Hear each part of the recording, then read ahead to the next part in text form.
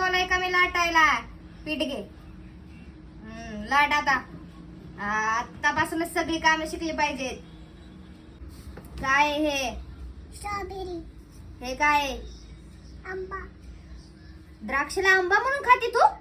आंबा नाही तो, ग्रेप्स आहेत. ते ठेव, जाऊ दे. हे सगळं सोपं आहे. हे म्हण, टूचा टेबल बोल. टूचा टेबल बोल. टूचा टेबल.